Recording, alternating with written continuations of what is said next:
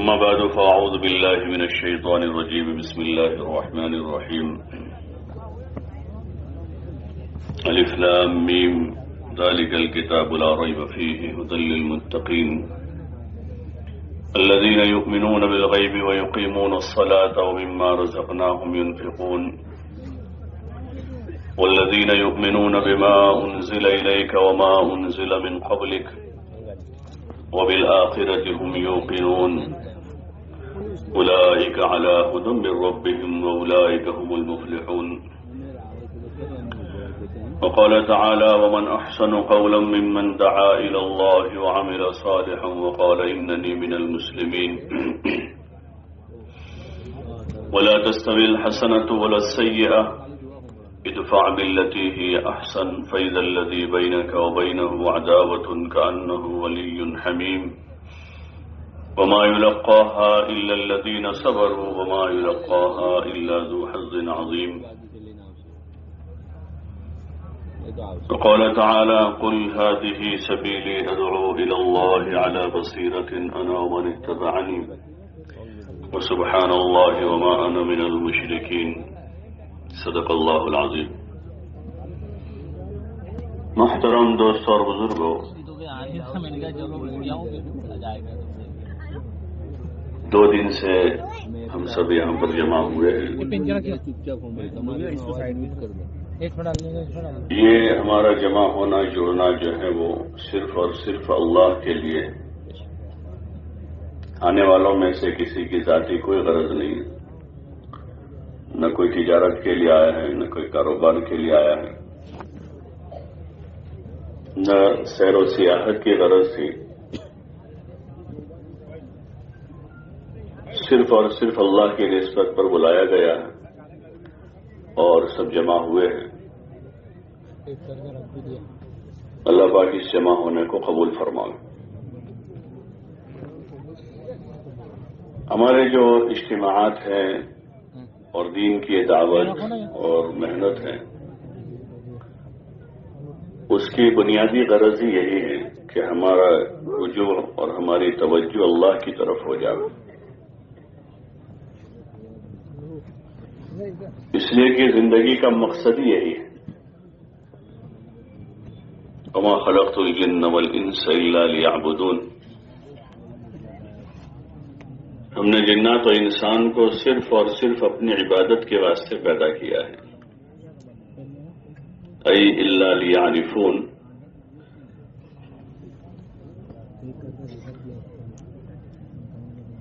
تاکہ اللہ کو پہچان لیں.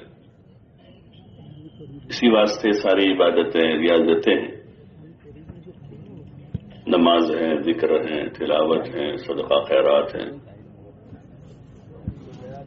اور جو کچھ کام ہیں وہ سارے اسی واسطے ہیں کہ ان عملوں کے ذریعے سے ہم اللہ کا تقرب حاصل کریں، اللہ کا قرب حاصل کریں. لوگ دنیا میں قرب حاصل کرنے کی کوشش کرتے ہیں، مال والوں سے، ملک والوں سے، کرسی والوں سے، عہدہ والوں سے، ڈگری والوں سے، یا جن سے حاجتیں وابستہ ہیں ان کا قرب حاصل کرتے ہیں اپنی حاجتوں کے واسطے، ضرورتوں کے واسطے، اپنے اغراض اور مقاصد کے واسطے. لیکن اصل جو ذات ہے جس کا قرب لیا جاوے، حاصل کیا جاوے، وہ اللہ کی ذات ہے. اور مقصد حیات بھی وہی ہے کہ ہم اپنے اللہ کو پہچانیں اور اس کے قریب ہو جائیں. وہ تو ہم سے بہت قریب ہیں. وَنَحْنُ أَقْرَبُ إِلَيْهِ مِنْ حَبْلِ الْوَرِيدِ. وہ تو شہ رگ جو بالکل آدمی سے سب سے زیادہ قریب ہے، اس رگ سے بھی زیادہ قریب ہے. دوری ہماری طرف سے ہوئی ہے. دوری جو ہے وہ ہماری طرف سے کہ ہم دنیا کے ساز و سامان میں، اسباب میں، کام کاج میں، کاروبار میں، اپنی چاہتوں میں رہ کر اللہ سے ہم دور ہوئے، اور وہ تو ہم سے قریب ہیں. وہ ہماری طرف متوجہ ہیں، اور ہم مقصد زندگی کو بھولے ہیں کہ اللہ تعالیٰ نے ہمیں اپنی عبادت و اطاعت کے واسطے پیدا کیا تھا، وہ ذہن سے نکل گیا ہے، اور ہر ایک نے اپنی زندگی کا کچھ مقصد بنا رکھا ہے۔ کسی نے کاروبار کو، کسی نے تجارت کو، کسی نے کھیل کود کو، کسی نے کھانے پینے کو، کسی نے پہننے اوڑھنے کو مقصد بنایا، تو اسی پر ساری توانائیاں لگ رہی ہیں۔ صبح شام رات دن وہی دھن ہے۔ حالانکہ یہ تو ضروریات زندگی ہیں، کھانا پینا پہننا اوڑھنا، روٹی کپڑا مکان کہتے ہیں، روٹی کپڑا مکان بنیادی ضرورت ہے وہ، لیکن مقصد حیات جو ہے وہ عبادت و اطاعت ہے۔ زندگی پوری عبادت اور اطاعت کے ساتھ گزر رہی ہو، پوری زندگی، اور عبادت اطاعت کی ایسی مشق ہو جاوے کہ ہماری ضرورتوں کا پورا کرنا بھی عبادت بن جائے۔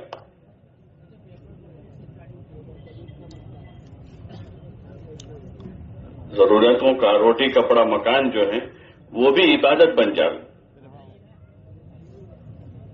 اتنی اس کی مشق ہو جائے کہ پھر کھانا بھی اللہ کی رضا کے واسطے ہو، کپڑا بھی اللہ کے خوش کرنے کے واسطے ہو، اور گھر بھی آدمی اپنی چاہت کا نہ بنا رہا ہو بلکہ اللہ خوش ہو جائے ویسا بنا رہا ہو،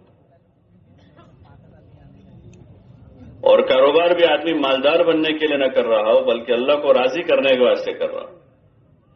امام غزالی رحمۃ اللہ نے لکھا ہے کہ تجارت بھی عبادت، شرط ہے کہ اس کے شرائط کے ساتھ۔ نماز عبادت ہے لیکن کب جب وضو کے ساتھ پڑھے تو عبادت بنے گی،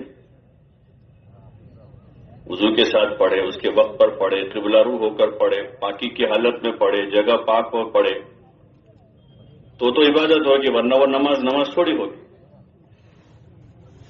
ایسے تجارت عبادت ہوگی کب ہوگی؟ جب اس کے جو شرائط ہے، جیسے نماز کے شرائط کے ساتھ نماز ہوتی ہے، ایسے تجارت کے شرائط کے ساتھ تجارت ہے تو وہ تجارت عبادت ہو جائے گی،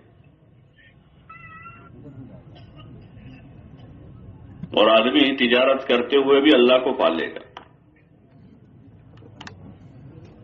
ان تاجروں کا تذکرہ کیا اللہ پاک نے کلام پاک میں، رجال لا تلہیہم تجارت ولا بیع عن ذکر اللہ وإقام الصلاة وإيتاء الزکاة یخافون یوما تتقلب فیہ القلوب والابصار، کہ یہ ایسے مرد ہیں، ان کو مرد کہا اللہ نے،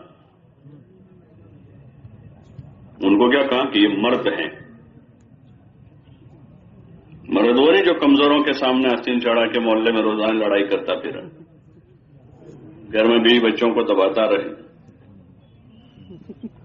کہ مرد یہ ہیں، رجال یہ مرد ہے۔ مرد کون ہے وہ؟ لا تلہیہم تجارت ولا بیع عن ذکر اللہ، کہ ان کو ان کی تجارت اور ان کا خرید و فروخت اللہ کے ذکر سے، نماز قائم کرنے سے، زکوٰۃ ادا کرنے سے غفلت میں نہیں ڈالتا، کہ وہ تجارت کو شرائط کے ساتھ کرتے ہیں، نماز پڑھتے ہیں، زکوٰۃ ادا کرتے ہیں، اور اللہ کے ذکر کے ساتھ، یعنی اللہ کی یاد کے ساتھ، اللہ کی اطاعت کے ساتھ ہوتے ہیں، کہ وہاں جھوٹ نہیں بولتے، دھوکہ نہیں دیتے ہیں، غبن نہیں کرتے ہیں، سود کا کام نہیں کرتے ہیں، اس کے شرائط پورے کرتے ہیں، امانت داری سے کرتے ہیں۔ ایسے تاجروں کو مرد کہا، یہ مرد ہیں۔ یخافون یوما تتقلب فیہ القلوب والابصار، وہ ایسے دن سے ڈرتے ہیں جس دن دل اور آنکھیں الٹ پلٹ ہو جائے گی، یعنی ان کو ڈر ہے قیامت کے دن کا۔ تو ضرورتیں بھی عبادت بن جاتی ہیں، اس کا بھی ثواب لکھا جاتا ہے۔ آدمی سوتا ہوا ہے لیکن وہ عبادت میں ہے، ضرورت پوری کر رہا ہے، لیکن قواعد شرائط کے ساتھ سویا ہے، غفلت کے ساتھ نہیں سویا ہے، گناہ کر کے نہیں سویا ہے، اور آگے اٹھ کر گناہ کرنے کی نیت سے نہیں سویا ہے، بلکہ اٹھ کر فجر پڑھنے کی نیت سے سویا ہے، عشاء پڑھ کے سویا ہے۔ حدیث میں آتا ہے یہ دو نمازیں جس نے با جماعت ادا کر لی پوری رات عبادت کا ثواب ملے گا، چاہے وہ سوتا رہے۔ سونا عبادت ہو گیا، آدمی کا کھانا عبادت ہو جاتا ہے، لیکن قواعد شرائط کے ساتھ کھایا ہے، حلال کھانا کھایا ہے، پاک مال کھایا ہے، اور کھا کر جو طاقت قوت بنے گی اس سے نیت اچھی ہے، اللہ کی عبادت کرنے کی نیت ہے، مخلوق خدا کی خدمت کرنے کی نیت ہے، گناہ کرنے کی نہیں کہ کھا کر جو طاقت ملے گی شام کو اچھا پیٹ بھر کے کھا کر جا کر بازار میں بیٹھ کے گناہ کریں گے کہ وہ کھانا عبادت نہیں ہوگا، بلکہ نیت یہ ہے کہ کھانا کھا کے جو طاقت حاصل ہوگی، جو قوت ملے گی، اس قوت کو اللہ کی عبادت اطاعت میں لگاؤں گا، تو پھر یہ کھانا بھی عبادت ہوگا۔ آدمی مال کما رہا ہے تو اس نیت سے کما رہا ہے کہ جو کماؤں گا اس کو اللہ کی مرضی پر لگاؤں گا، اپنی مرضی پر نہیں۔ غلام کی کوئی مرضی نہیں ہوتی۔ آپ نے دکان پر نوکر رکھا ہے تو آپ کا جو مال وہ خرچ کرے گا، جمع کرے گا، وہ اس اپنی مرضی سے نہیں کرے گا۔ آپ کا نوکر ہے، آپ کے کاؤنٹر سنبھالتا ہے، وہ روزانہ وہ لاکھوں روپے گنتا ہے، لیکن وہ خود مختار نہیں ہے ان پیسوں میں۔ مہینے، 2 مہینے، 6 مہینے، 10 مہینے اس پر خوب بھروسہ کیا مالک نے۔ اگر وہ اپنی مرضی سے ٹرن اوور شروع کرے گا تو مالک رکھے گا اس کو؟ بولو نا کہ نہیں، اپنی مرضی کا دخل نہیں ہوگا اس کو۔ وہ یہاں نوکر ہے، وہ پیسے پکڑے گا، رکھے گا، اٹھائے گا، گنے گا، دے گا، لے گا، لیکن وہ پیسے اس کے ہیں، اس کے مالک کے ہیں، وہ اس کا مالک نہیں۔ ایسے ہمارے پاس جو نعمتیں ہیں، چاہے مال ہے، زمین ہے، جاگیر ہے، تندرست جسم ہے، اس کی صحت ہے، یہ ہمارا ذاتی نہیں ہے۔ یہ سب سے بڑا دھوکہ ہے دنیا میں، سب سے بڑا دھوکہ ہے، اور یہ دھوکہ عام ہے کہ میرا ہے۔ ایک عارضی ملکیت اس کو کہیں گے، ایک عارضی ملکیت ہے، وہ اللہ کی طرف سے دی گئی ہے اس کو، اور اس میں آزمائش کے لیے دیا ہے۔ مال اولاد کو اللہ پاک نے آزمائش کا ذریعہ بتایا، انما اموالکم واولادکم فتنہ، کہ تمہارا مال و اولاد تمہارے لیے آزمائش ہے، اور زبردست آزمائش ہے۔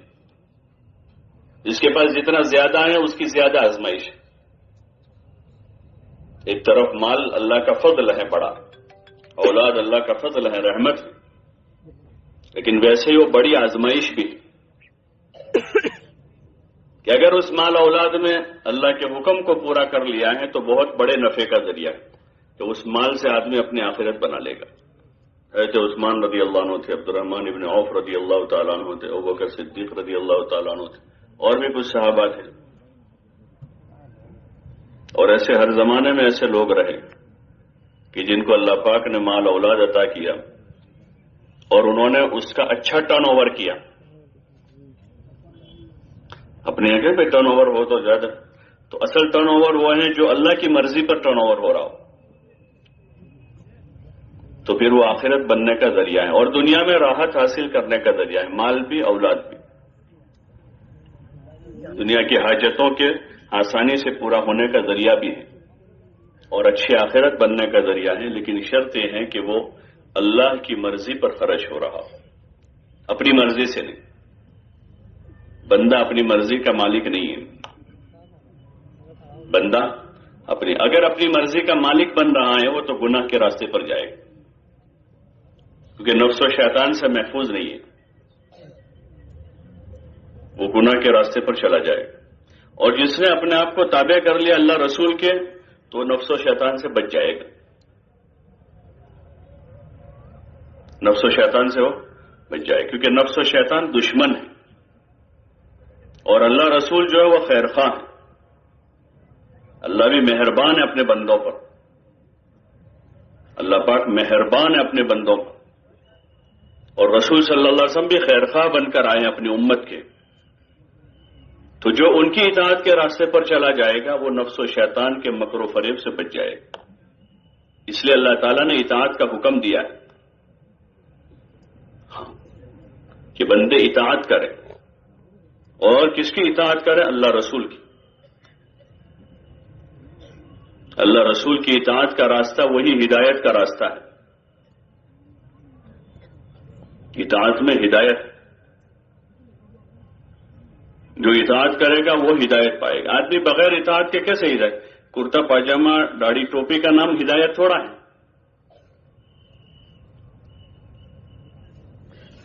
آدمی نے کرتا پہنا، پاجامہ پہنا، وہ ظاہری ایک شکل ہے، شروعات ہے، ایک ابتدا ہے، وہ تکمیل نہیں ہے.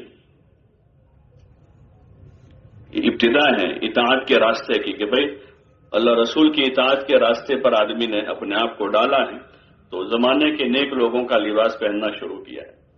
شروعات ہے، بہت اچھی چیز ہے، لیکن تکمیل نہیں ہوئی. تکمیل کے لیے محنت ہے. آدمی قدم قدم پر معلوم کرے دین کیا ہے، سنت کیا ہے، شریعت کیا ہے. ایک طرف ہماری چاہتے ہیں، دوسری طرف ہمارا ماحول ہے، اور تیسری طرف قوم اور سماج کے رسم و رواج ہیں.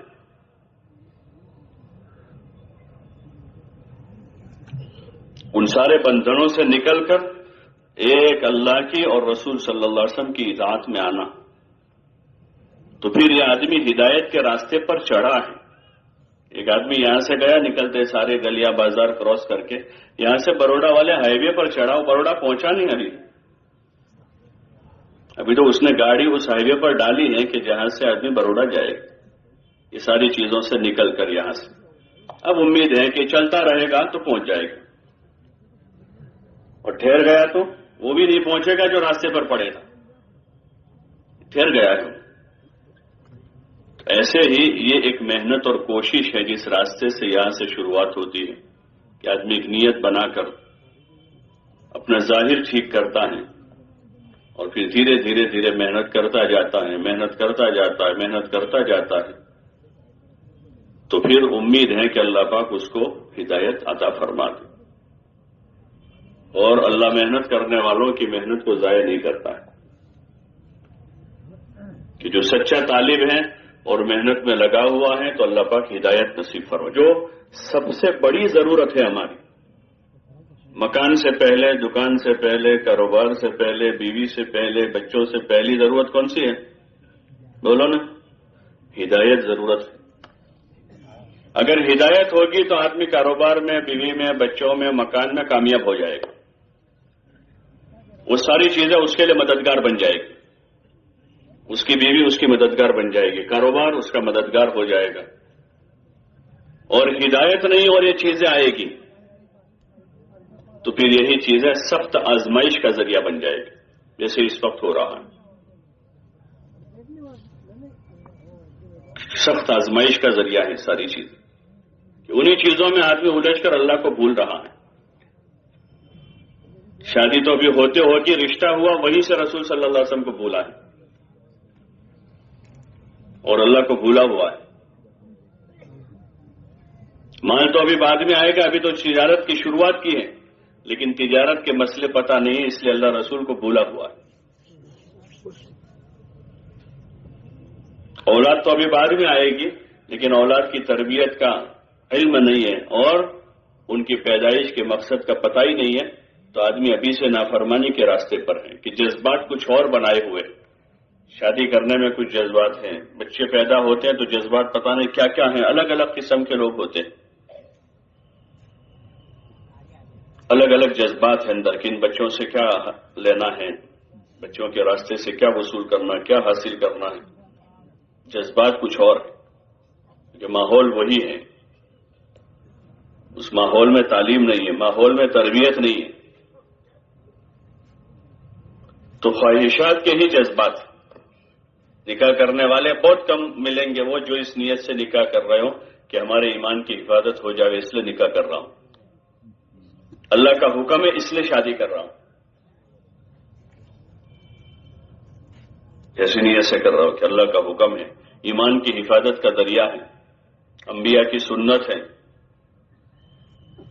اس لیے نکاح کر رہا ہوں. یہی مقصد ہے اور کوئی نہیں.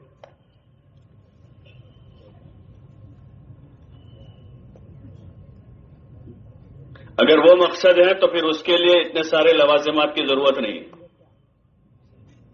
جو اللہ کا حکم والا، رسول صلی اللہ علیہ وسلم کے طریقے والا، ایمان کی حفاظت والا نکاح ہے، وہ تو بہت آسان ہے،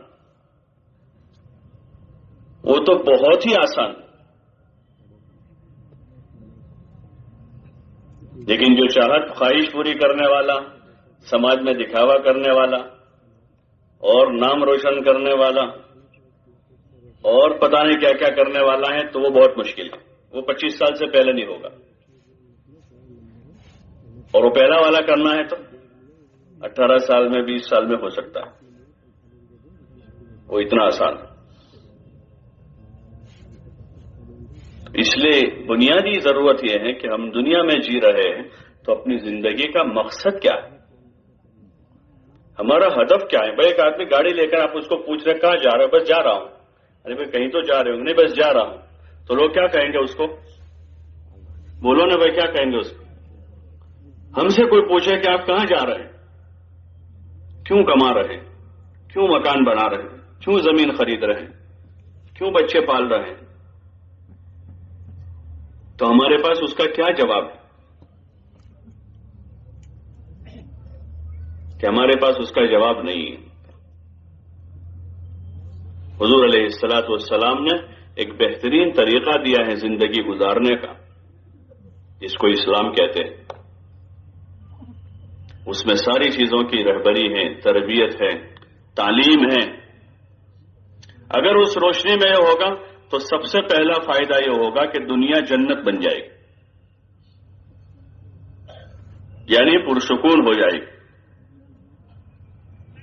اور آدمی جن اسباب میں ہے وہ وہاں اپنی جگہ سکھی ہوگا. وہ سکھی ہونے کے لیے مالدار بننا ضروری نہیں ہے.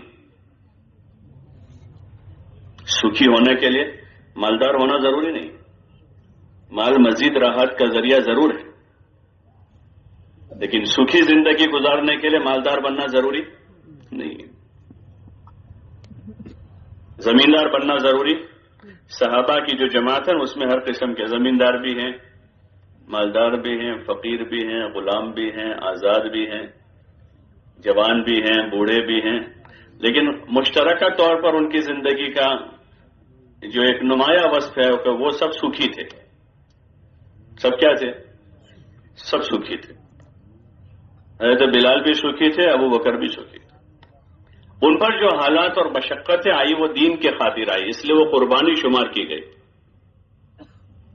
وہ اللہ کے قرب کا ذریعہ شمار کی گئی.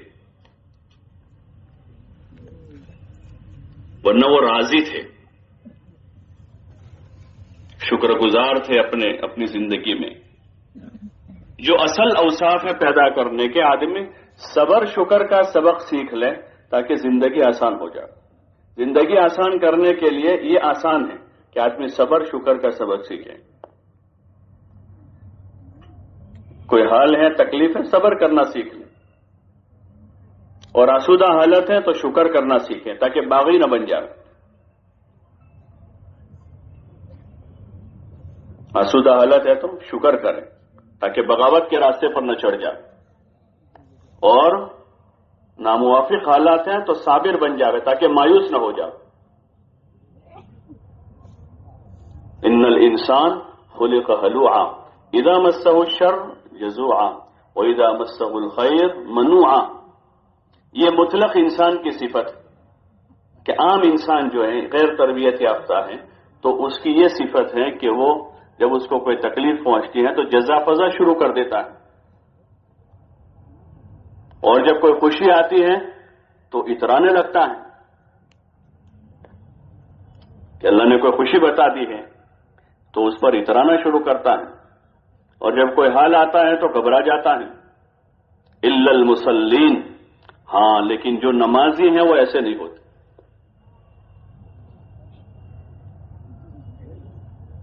جو نماز پڑھنے والے لوگ ہیں وہ ایسے نہیں ہوتے کہ وہ صبر کرنے والے ہوتے ہیں اور شکر کرنے والے ہوتے ہیں. یہ ایمان کی صفتیں ہیں. یہ بھی صفتیں پیدا ہوگی تو پھر آدمی کی ہر حال میں زندگی اچھی ہوگی، ہر حال میں وہ اچھائی پر ہوگا. اور ہر حال میں اللہ کا حکم پورا کرتا رہے گا، جزا فضا نہیں کرے گا، صبر کرے گا اور پریشان نہیں ہوگا، کسی کی دنیا دیکھ کر، کسی کا مال دیکھ کر، کسی کی گاڑی دیکھ کر، کسی کا بنگلہ دیکھ کر، کسی کی اولاد دیکھ کر۔ اپنے پاس جو ہے اس پر وہ شکر کرے گا، اور جو چیز نہیں ہے اس پر صبر کرے گا۔ یہ سب سے آسان ہے، اس لیے کہ آدمی صبر نہ کرے پھر بھی جو نہیں ہے وہ ملنے والا نہیں ہے۔ ایک آدمی کے پاس کوئی چیز نہیں ہے اور وہ بے صبرا ہو جاوے، اس کی شکایتیں شروع کر دیں، تو کیا 10 20 25 50 آدمیوں کو کہنے سے وہ چیز مل جائے گی اس کو؟ ارے بھائی مل جائے گی، کہ وہ چیز تو ملنے والی نہیں، کیونکہ اوپر سے لکھی ہوئی نہیں ہے وہ، اور جو چیز اوپر سے لکھی ہوئی ہے اس کو کوئی روکنے والا نہیں ہے۔ تو اس لیے اس کا سبب پڑھایا کہ صبر کرے، بے صبرا نہ ہو جائے، اور قناعت کر لے جو ہے اس پر، اسی کو غنیمت سمجھ لے کہ پیسہ نہیں ہے، تندرستی ہے میرے پاس۔ کہ آدمی یہ امید کرتا ہے کہ میرے پاس پیسے ہو تو میں صدقہ کروں، خیرات کروں، حج کروں، عمرے کروں۔ تندرستی ہے تو 5 نمازیں پڑھ لیں، کہ باجماعت تکبیر اللہ کے ساتھ پڑھ لیں 5 نمازیں۔ تندرستی اللہ نے دی ہے، فرصت اللہ نے دی ہے۔ روزانہ فجر کے بعد تھوڑی دیر مسجد میں ٹھہر کر طلوع آفتاب کے تھوڑی دیر کے بعد 2 رکعت نماز پڑھ لے، دنیا مافیہ سے بہتر ہے، نفل مقبول حج عمرے سے بہتر ہے۔ یہ تمنا آدمی کرتا ہے کہ میرے پاس پیسہ نہیں، میں عمرے کروں، میں حج کروں، یہ تو روزانہ مقبول کر سکتا ہے، روزانہ مقبول حج عمرہ کر سکتا ہے۔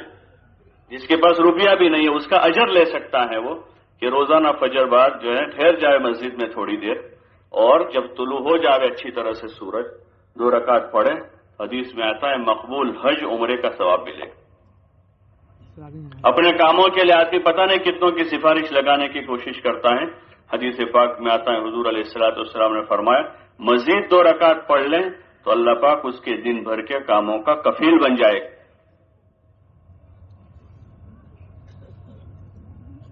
کلیکٹر کے پیون نے کہہ دیا ہو کہ تم آ جانا، میں صاحب کو بات کر لوں گا، تو آدمی مطمئن ہو جاتا ہے، حالانکہ اکثر کام ہوتے نہیں، زیادہ تر تو دھکے کھاتے ہیں، یہی ہوتا ہے۔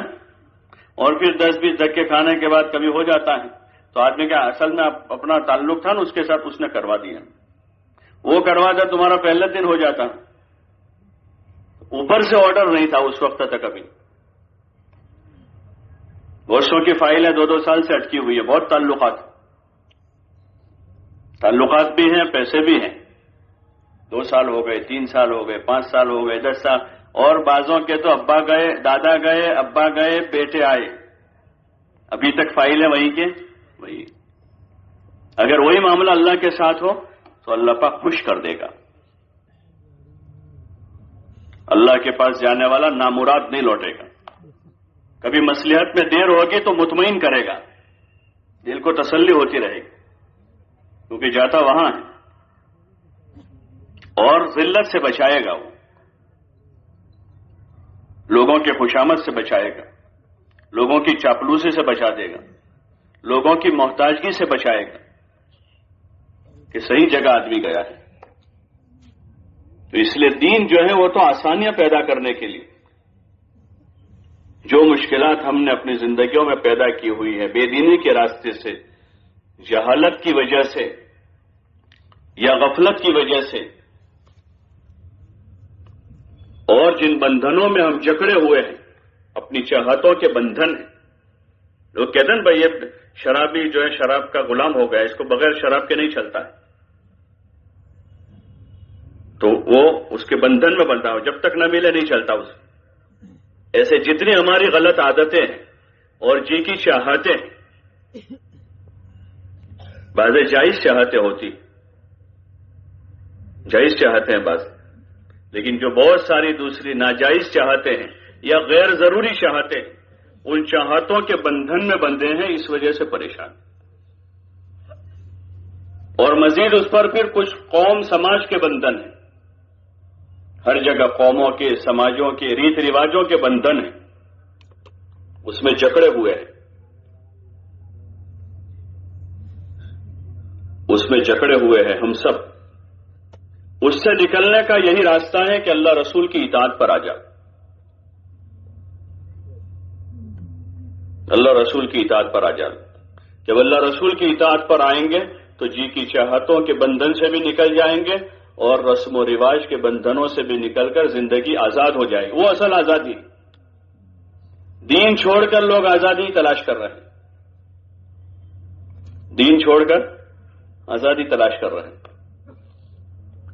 یہ تو اور زیادہ غلامی میں آدمی اپنی عادتوں کا غلام بن رہا ہے، رسم و رواج کا غلام بن رہا ہے، زمانے کے نئے نئے طریقے اور فیشنوں کا آدمی غلام بن رہا ہے۔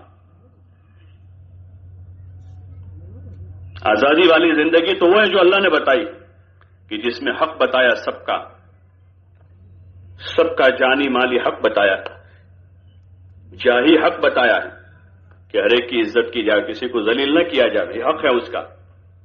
غیبت نہیں کی جائے مسلمان کی، اس کا حق ہے کہ اس کی غیبت نہ کی جائے، اس کی پیٹھ پیچھے برائی نہ ہو، کسی کی چغلی نہ ہو، کسی کا تجسس نہ ہو۔ تو اس میں آزادی زیادہ ہے کہ اس میں زیادہ ہے؟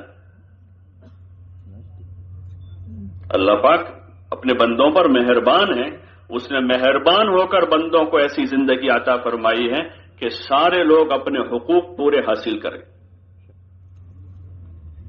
اور آسانی کے ساتھ زندگی گزاریں۔ دین کو آسان بنایا، الدین یسر، تو وہ آسان جو ہے اس کو شیطان نے مشکل بنا کے پیش کیا۔ ہر ایک کے دماغ میں ہے کہ بھائی دین کی نیت کریں گے بہت مشکل ہے، اپنے لیے دین پر چلنے کی نیت کریں گے تو بہت مشکل ہو، حالانکہ وہ زیادہ آسان ہے۔ آپ سوچیں، غور کریں اس پر کہ جس میں اللہ پاک نے ہماری عزت کو محفوظ کیا، ہمارے جان کو محفوظ کیا کہ کوئی کسی کو مار نہیں سکتا، کسی کو اجازت نہیں، جان محفوظ ہے، کوئی کسی کو گالی نہیں دے سکتا، منع کر دیا ہے گالی دینے سے۔ سباب المسلم فسق، کہ مسلمان کو گالی دینا فسق ہے، منع کیا ہے، کوئی کسی کو گالی دیتا، کوئی کسی کو برے لقب سے نہ پکارے، لا تنابزوا بالالقاب، کہ برے لقب سے نہ کہ کوئی آدمی کی عزت جاتی ہے، اس میں کوئی آدمی کو برے لقب سے پکارتا ہے، اس کی عزت جا رہی ہے۔ کوئی کسی کا ٹھٹھا نہ کرے، لا یسخر قوم من قوم، کہ وہ عزت ہے مسلمان، کوئی کسی کے مال کی چوری نہ کرے، اس کا مال ہے، اس کی اجازت نہیں دی۔ تو یہ زیادہ آسان زندگی ہے،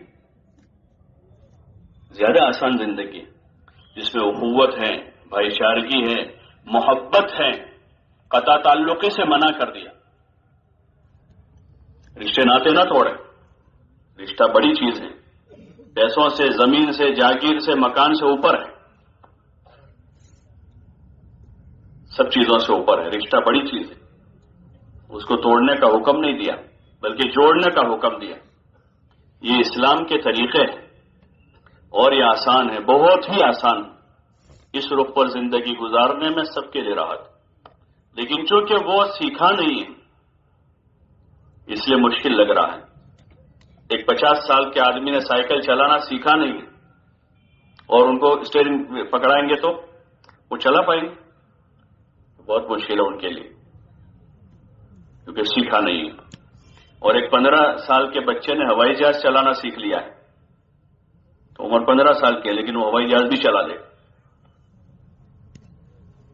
ایسے مسئلہ ہمارا یہ ہے کہ دین پر چلنا سیکھا نہیں۔ یہ جو تبلیغ کی محنت ہے اس کی ہے کہ ہر مسلمان راہ خدا میں نکل کر دین پر چلنے کی مشق کرے، دین پر چلنے کی مشق ہے یہ کہ آدمی اپنی جان، اپنا مال، اپنا سامان لے کر اپنے گھر سے 10-12 آدمیوں کی جماعت کی شکل میں راہ خدا میں نکلے، مشورے سے کسی کو ذمہ دار بنا لیں اور اس نیت سے چلیں کہ اب ان کو ذمہ دار بنائیں تو ان کی اطاعت کے ساتھ چلیں، ان کی مان کر چلیں تاکہ اللہ رسول کی اطاعت کرنا آسان ہو جائے۔ اور اپنی جان اپنا مال لے کر چلیں گے تاکہ کسی پر بوجھ نہ بنے، کسی پر ہم بوجھ نہ بنے، اور نہ کسی کی طرف دل کی توجہ جاگے کہ اپنی ضرورتوں کا خود نظام کیا ہے۔ دنیا دارالاسباب ہے تو اپنی ضرورتوں کا خود نظام کر کے چلیں گے اور سیکھنے کی نیت سے چلیں گے کہ ہم سیکھنے کے لیے جا رہے ہیں، دین سیکھنا ہے اور دین پر چلنے کی مشق کرنی، اس لیے پورا کام مشق ہی مشق ہے۔ کسی بھی چیز میں آدمی کو کمال حاصل کرنا ہوتا ہے تو اس کی اچھی خاصی مشق کرنی پڑتی، تب جا کے اس میں کمال پیدا ہوتا۔ تو اس لیے مشق ہی کی نیت سے آدمی چلتا رہے چلتا رہے چلتا رہے تاکہ اس میں کمال حاصل ہو جائے دین پر چلنے میں، اور اسی کا مطالبہ ہے اللہ کی طرف سے کہ اچھا سے اچھا عمل لے کر آؤ۔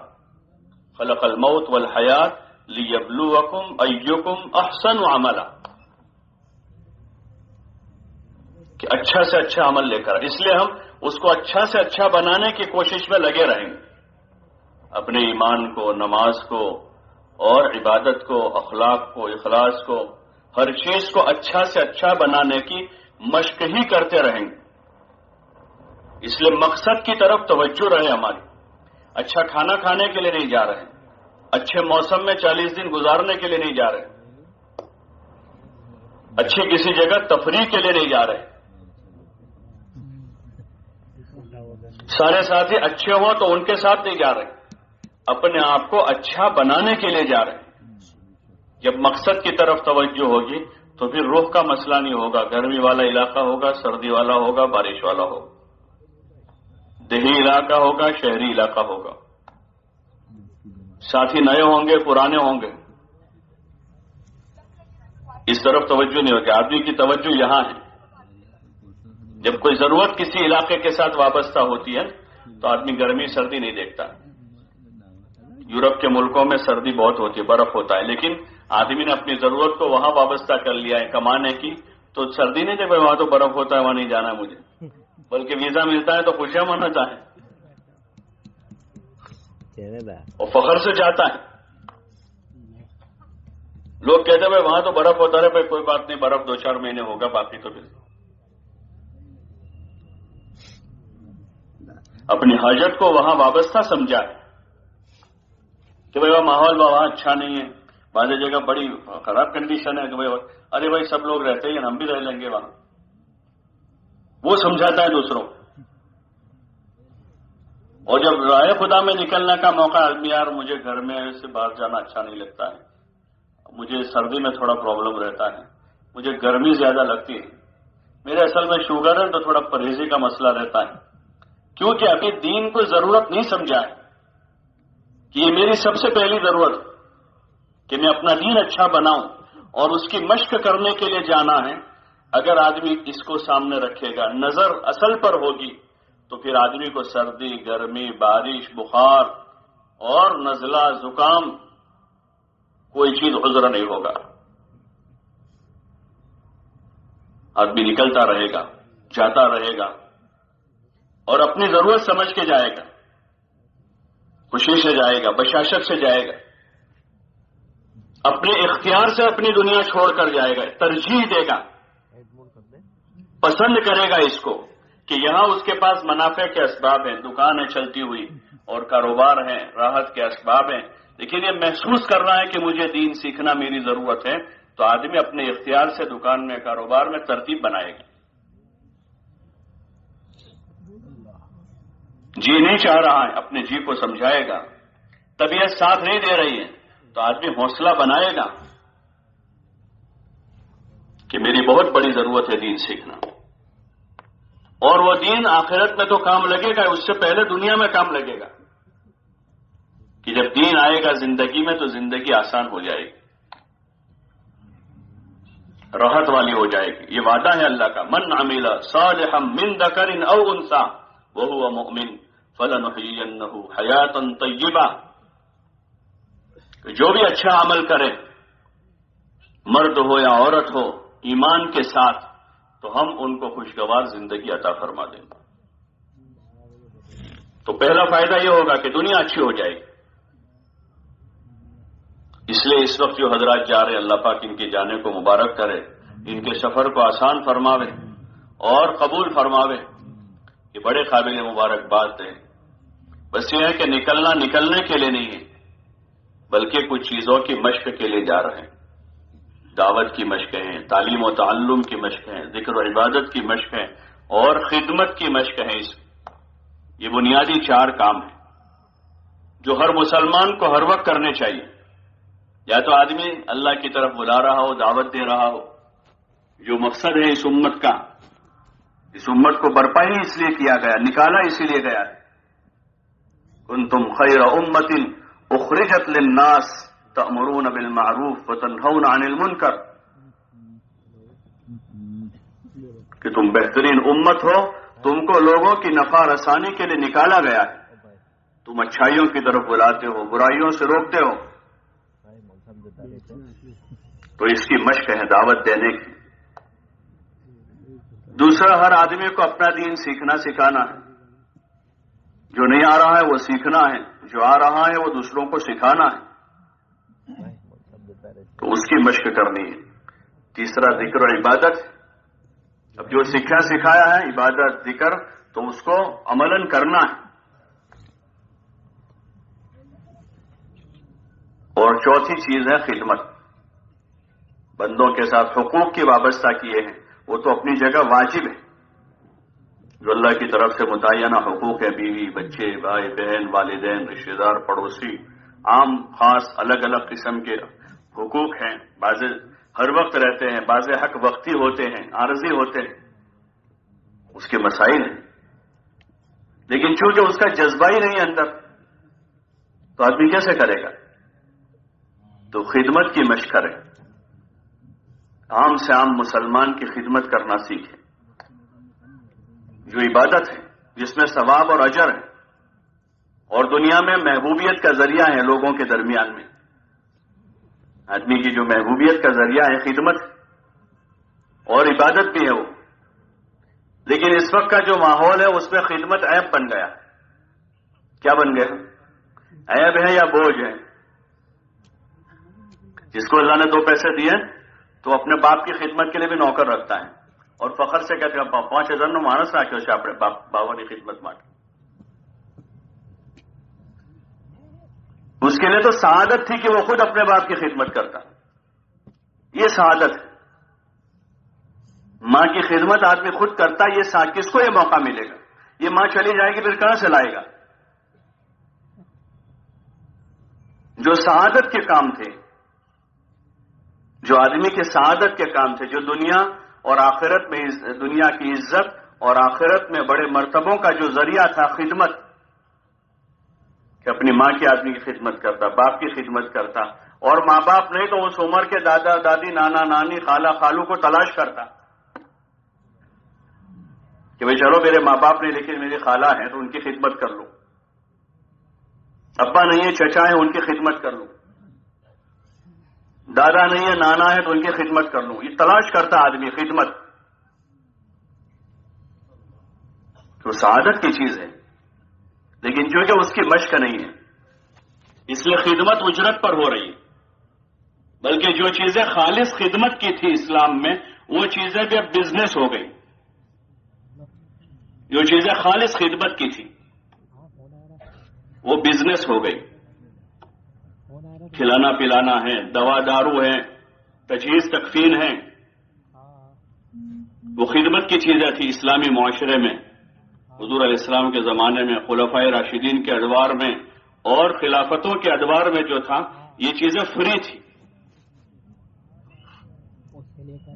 کھلانا پلانا فری ہوتا تھا. کوئی بھی بستی میں کوئی مہمان آیا ہے، وہ بستی والوں کا مہمان ہے وہ.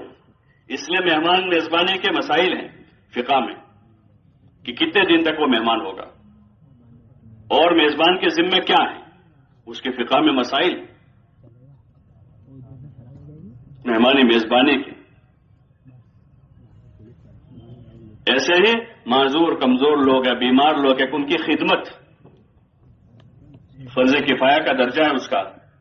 جیسے تجویز و تدفین ہے، یہ لاوارث آدمی ہے، کوئی اس کا نہیں ہے، تو اس کا دوا دارو کون کرے گا؟ اس کے مسائل ہیں، اور جن کے رشتہ دار ہیں تو رشتہ داروں کے ذمے ہیں کہ اس کے علاج معالجے کا نظام بنائے، اس کی خدمت کریں جتنی خدمت کا وہ محتاج ہے، اور کوئی نہیں ہے، لاوارث ہے، تو پھر کس کے ذمہ ہوگا؟ وہ انتقال ہو گیا کسی کا تو اس کے رشتہ داروں کے ذمے ہے کہ تجہیز تکفین کرے، اس کی تدفین کرے، نہیں ہے کوئی تو اب کون کرے گا؟ تو اس کا کفایہ کا درجہ ہے، تو اس کو عزت کے ساتھ تجہیز تکفین کر کے اس کی تدفین کرے۔ لیکن دین زندگیوں سے نکلا، دین نکلا تو جس مذہب میں مسافر اجنبی کی خدمت کا اور مہمان نوازی کا حکم ہے، اس کے آداب اور مسائل بتائے ہیں، ایک اجنبی فقیر آدمی اگر بستی میں انتقال کر جاتا ہے تو اس کی تجہیز تکفین تدفین کے مسائل اور احکام ہیں، اس معاشرے میں والدین در بدر پھر رہے ہوں،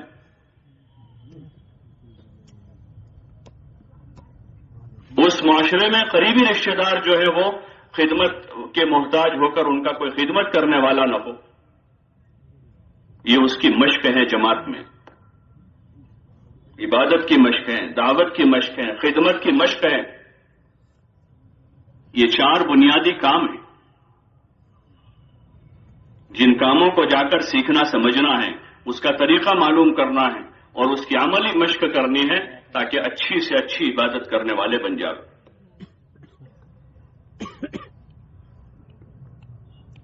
اور اچھا سے اچھا دین، ہم ایسا دین سیکھیں کہ ہم بھی دوسروں کو سکھا سکیں، ایسا ہم سیکھیں کہ ہم سکھا سکیں، اور خالی خیالی نہیں کہ ایسا لگتا ہے، ہو سکتا ہے ایسا ہو، ایسا نہیں، بلکہ پکا کہ یہ یہاں سے یہاں تک چہرہ دھونا یہ فرض ہے، اتنے ہاتھ دھونا فرض ہے، اور چوتھائی سر کا مسا اور یہ اتنے پیر دھونا یہ فرض ہے، ہو سکتا ہے نا، یہی ہے، اور اس کی یہ سنتیں ہیں، اس کا یہ طریقہ ہے، نماز جنازہ کا یہ طریقہ ہے، روزہ یہاں سے یہاں تک کا ہے، جتنے دین پر ہمیں عمل کرنا ہے وہ اتنا ہمیں یاد ہو آ رہا ہو کہ ہم دوسرے مسلمان کو سکھا سکیں۔ یہی طریقہ تھا حضور پاک صلی اللہ علیہ وسلم کے زمانے میں، جو آپ صلی اللہ علیہ وسلم سے سیکھتے تھے، گھر جا کر بھی بچوں کو، اپنے رشتہ داروں کو، اپنے خاندان کو، اپنے قبیلوں کو وہ سکھاتے تھے۔ آنے والے جو مہمان مدینہ منورہ میں آتے تھے تو ان کو کھلاتے پلاتے تھے اور ان کو دین سکھاتے تھے، وہ دونوں پہلو تھے۔ ہمارے عرف پہ صرف مہمان نوازی اتنی رہ گئی ہے، رہی تو اتنی رہ گئی ہے کہ مہمان آیا ہے تو مہمان کو کھلانا پلانا گھمانا پھرانا، مہمان نماز نہیں پڑھتا تو 2 باتیں اس کو کہہ کر بھائی ہم یہ ہو کوئی ہمارے گھر آیا یہاں سے نماز لے کر جائے، وہ مہمان میں فسق و فجور ہے، ہمارے گھر 3 دن ٹھہرا ہے، لاؤ اس کا ہم ذہن بناوے کہ اس کا فسق و فجور دور ہو جاوے اور یہاں سے توبہ کر کے جاوے۔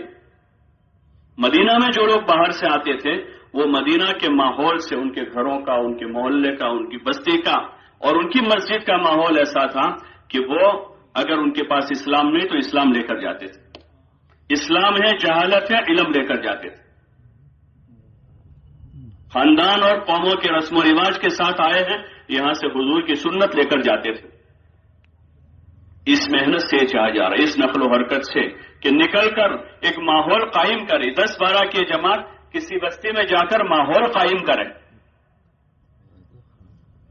اور ان چیزوں کی مشق کریں، اچھی نماز پڑھنے کی، اچھی طرح ذکر کرنے کی، اچھی طرح صحیح قرآن شریف پڑھنے کی، دعا مانگنے کی، خدمت کرنے کی، اور محبت و اخوت کی عملی مشقیں کہ 12 ساتھی ہیں، کوئی سید ہیں، کوئی پٹھان ہیں، کوئی ملک ہیں، کوئی فلاں ہیں، کوئی فلاں ہیں، کوئی 25 سال کا، کوئی 60 سال کا، کوئی 70 سال کا ہے، یہ سب مل جل کر بھائیوں کی طرح رہ رہے ہیں، ایک ساتھ کھا رہے ہیں، ایک ساتھ 24 گھنٹے رہ رہے ہیں، ایک دوسروں کی خدمت کر رہے ہیں، ایک دوسروں کو دین سیکھ رہے ہیں اور ایک دوسروں کو سکھا رہے ہیں اور ایک دوسروں سے محبت کر رہے ہیں۔ ایک عملی مشق ہے اس زندگی کی، اس لیے اس راستے میں نکل کر اس کی کوشش کریں کہ ان 4 کاموں کو بجا لائیں، اور جو گھر جا رہے ہیں وہ گھر رہ کر یہ کام کریں کہ ابھی جب تک نہیں نکل پا رہے تو وہاں تک اپنے گھر رہ کر یہ چاروں کام بجا لاوے. اتنا ہوگا کہ جماعت میں جا کر صرف یہی کام ہے تو زیادہ وقت اس میں لگے گا، اور گھر میں چونکہ کاروبار بھی بچوں کے ساتھ ہے تو اس میں تھوڑا کم ہوگا، لیکن گھر جا کر بھی یہ 4 کاموں کو بجا لاویں کہ دعوت دیں محبت کے ساتھ، سامنے والے کے اکرام اور احترام کے ساتھ، اور حسن اسلوب سے دعوت دیں، دین سیکھیں، سکھاویں، اپنی عبادت بجا لاویں، صبح شام اللہ کا ذکر کریں، روزانہ کلام پاک کی تلاوت کریں، اور خدمت کو قائم کریں. خدمت، گھر کا کام بیوی کے ذمہ نہیں ہے، وہ تو ٹھیک ہے ان کا احسان کر رہی ہے، اجر ملے گا ان کو، باقی ہم بھی گھر کے ایک فرد بن کے رہیں گھر میں. حضور پاک صلی اللہ علیہ وسلم کے بارے میں حضرت عائشہ رضی اللہ عنہ فرماتے کہ آپ علیہ الصلوۃ والسلام ہمارے گھر میں آٹا گوندھ دیتے تھے. مہمان آتے تھے تو مہمانوں کی خدمت آپ خود اپنے ہاتھوں سے کرتے تھے. آپ کا جوتا پھٹ جاتا تھا تو اس کو خود ہی گانٹھ لیتے تھے. آپ بکریوں کا دودھ نکال لیتے تھے.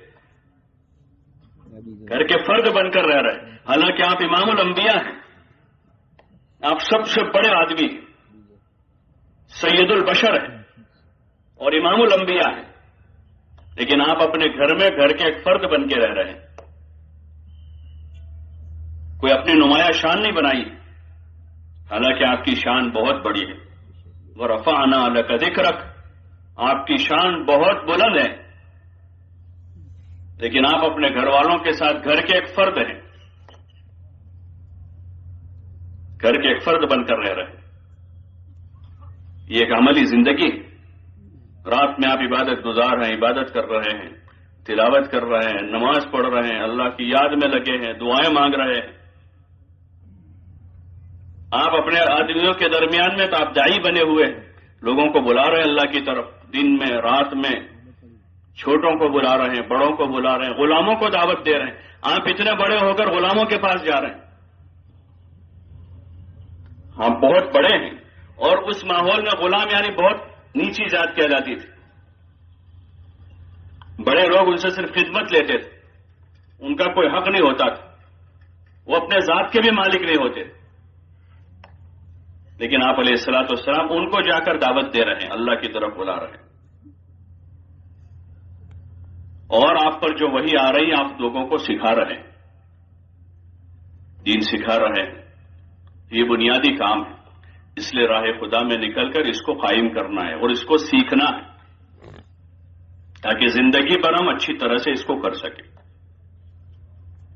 نکلنے کے زمانے میں 8 اجتماعی کام ہیں، اجتماعی عمل جس میں پوری جماعت ایک ساتھ شریک ہو کر اس کو قائم کرے گی. اس میں سفر ایک اجتماعی عمل ہے، ایک ساتھ سفر کرے ساری جماعت. 8-10 ساتھی ہیں، کوشش یہ کرے ایک ہی سواری میں سوار ہو جائے، چاہے سہولت کم ہو. سواری میں سواریاں دو، ایک تو سہولت والی سواری اور ایک کم سہولت والی. تو چاہے کم سہولت والی سواری ہو، سفر ہی کرنا ہے تو ایک ساتھ سفر کرے، سارے ساتھی ایک ساتھ ہو. ذمہ دار اپنے ساتھیوں کے ساتھ، ساتھی اپنے ذمہ دار کے ساتھ.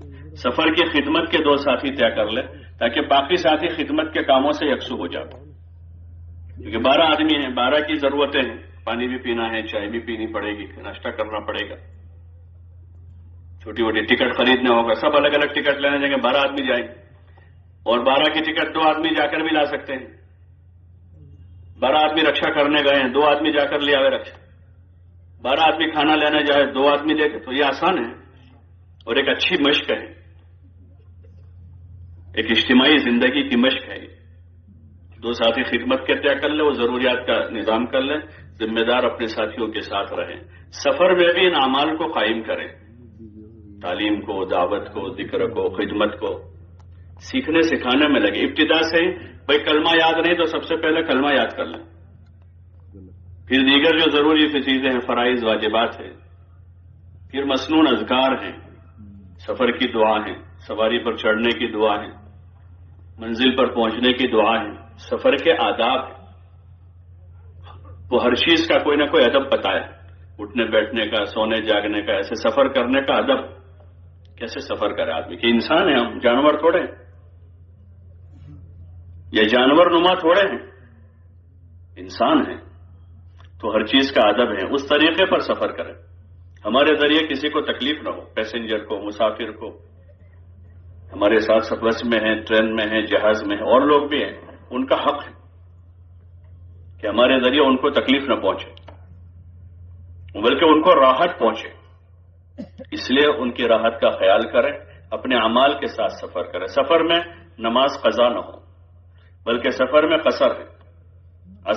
ظہر عصر عشاء کی بجائے 4 کے 2 رکعت ہو جاتی۔ سفر کی مسافت اگر شرعی مسافت ہے تو اس میں یہ ہو جاتی، تو قصر پڑھ لے لیکن قضا نہ ہو۔ ایک ساتھ 12 آدمی نہیں پڑھ سکتے، سفر میں ٹرین میں ہے، ایک ساتھ جماعت نہیں ہو سکتی، 2 آدمی پڑھ لیں، لیکن اس طرح نماز پڑھے کہ ہماری نماز پڑھنے سے دوسروں کو تکلیف نہ ہو، ہماری نماز سے کسی کو تکلیف نہ ہو۔ تو نماز کا خوب اہتمام کریں اور اعمال کے ساتھ سفر کریں۔ منزل پر پہنچے اپنی نیت کی تجدید کریں کہ ہم کیوں نکلے۔ شیطان رگوں میں گھومتا ہے اندر کہ ایسے تو بڑی اچھی نیت سے نکلے، لیکن وہاں جا کر ٹرین میں بیٹھے اور پیسنجر میں ملے کہ تم کہاں جا رہے ہو، تو کہ ہم گھومنے جا رہے ہیں۔ کہاں جا رہے ہیں گھومنے؟ آپ جہاں جا رہے ہیں وہیں وہ بھی جا رہے ہیں، تو آپ کی یہاں سے تو نیت جماعت میں جانے کی، لیکن انہوں نے سنایا وہاں پر تو فلاں جگہ بہت بڑا تاریخی قلعہ ہے، اور فلاں جگہ پر وہاں پر تو ایک سمندر ہے، اور وہاں فلاں جگہ پر جو ہے نا بہت خوبصورت میوزیم ہے۔ اب آپ کی نیت دھیرے دھیرے اندر سے بدل رہی ہے۔ نیت کیا ہو رہی ہے؟ اس وقت فوراً کہیں کہ ہم قلعہ دیکھنے نہیں جا رہے، اپنے آپ سے کہیں میوزیم دیکھنے نہیں جا رہے، اور سمندر دیکھنے، ہم تو اللہ کے راستے میں دین پر چلنے کی مشق کرنے کے لیے جا رہے ہیں، اور پوری امت دین پر چلنے والی بنے اس کی محنت کے لیے جا رہے ہیں۔ اپنی نیت کی تجدید کریں فوراً، ہاں، ورنہ شیطان آئے گا دوسرے راستے سے، پھر کوئی حافظ صاحب ہوں گے، کوئی ذرا جاننے والے ہوں، کہیں گے اللہ نے قرآن میں کہا ہے سیروا فی الارض، اقیموا الصلاۃ یاد نہیں دلائے گا، آتوا الزکوٰۃ یاد نہیں دلائے گا، قل للمؤمنین یغضوا من ابصارہم والی آیت تو کبھی یاد نہیں آئے گی، لیکن کون سی یاد آ جائے گی کہ اللہ نے کہا ہے کہ زمین پر چلو پھرو، آگے پیچھے کیا ہے وہ نہیں۔ تو اس لیے اپنی نیت کو محفوظ رکھیں، وہاں اتریں، نیت کی تجدید کریں کہ بھئی کیوں آئے ہم کو اللہ نے نکالا، یہاں سے بھی زیادہ سے زیادہ لوگ رہے، خدا میں نکل کر دین سیکھیں، اس کی محنت کریں گے، اور پھر اپنا سامان دیکھ لیں، موقع کے حساب سے تھوڑی دعا کر لیں، اللہ کی مدد شامل حل کریں۔ دعا اس کے لیے کہ ہم اللہ کی طرف متوجہ ہیں، اس کی مدد کے ہم محتاج ہیں، اس کی مدد شامل حل کر کے اب پیدل چلنا شروع کریں۔ پیدل چلنا ایک عمل ہے، سواری کے پیسے ہیں لیکن پھر بھی پیدل چل رہے ہیں، اللہ کی زمین پر چل رہے ہیں، اللہ کی یاد میں لگے ہوئے، ذکر کرتے ہوئے، دعا مانگتے ہوئے، ہدایت کے طلبگار بن کر مارے مارے پھر رہے، کبھی اس گلی میں جا رہے ہیں، کبھی اس گلی میں جا رہے ہیں، کبھی اس میدان میں جا رہے ہیں، کبھی اس بازار میں جا رہے ہیں، جیسے حضور پاک صلی اللہ علیہ وسلم کبھی مکہ کی گلیوں میں، کبھی مکے کے بازاروں میں، کبھی مینا میں، کبھی عرفات میں، کبھی مزدلفہ میں، اور ایک موقع پر لمبا طائف تک کا سفر آپ نے پیدل کیا، ایک ہی دھن اندر ہے، حتی ابلغ رسالت ربی، حتی ابلغ رسالت ربی، اندر ایک ہی دھن ہے اندر کہ میں اپنے رب کا پیغام پہنچاؤں، من یؤمنی من ینصرنی حتی ابلغ رسالت ربی ولہ الجنہ۔ آپ مارے مارے پھر رہے ہیں، ایک دھن لے کر، ایک فکر لے کر کہ یہ وہی دھن ہے، اس کی مشق کرنی، ہمارے پاس اتری تو نہیں ہے لیکن نقل تو اتاریں، کیا کریں، نقل تو اتاریں، دیوانہ تو بننا مشکل ہے، صورت تو بنا دیوانے کی، ایک نقل تو اتاریں جو انبیاء علیہ السلام جس طرح کام کر رہے تھے، کہ ہم بھی بھائی وہی فکر لے کر پھر رہے ہیں کہ اللہ کا مبارک دین ہماری زندگی میں اور پورے عالم میں بسنے والے ایک ایک انسان کی زندگی میں آ جائے۔ یہ انسانیت پر سب سے بڑا احسان ہوگا۔ کسی نے ہوائی جہاز بنایا تو پوری انسانیت کو تعارف کروائے، بھائی لو یہ ہو، اس میں سفر کرو، تمہارا یہ ہوگا، تمہارا وہ ہوگا۔ کسی نے سائیکل بنائی تو اس نے اپنا تعارف کروایا کہ اس میں تمہاری آسانی، کسی نے جوتا بنایا تو وہ لے کر پھر رہا ہے، کسی نے قلم بنایا تو وہ لے کر پھر رہا ہے۔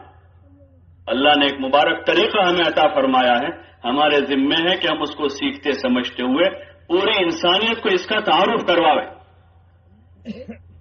اس لیے جائیں گے پیدل، گلیوں میں بھی، بازاروں میں بھی، اپنی نظروں کی، اپنے ایمان کی حفاظت کے ساتھ نظریں جھکاتے ہوئے، زبان پر ذکر ہو اور دل میں فکر اور پرہن ہو، اپنی حاجتوں کی فکر میں ہر وقت نہ رہے۔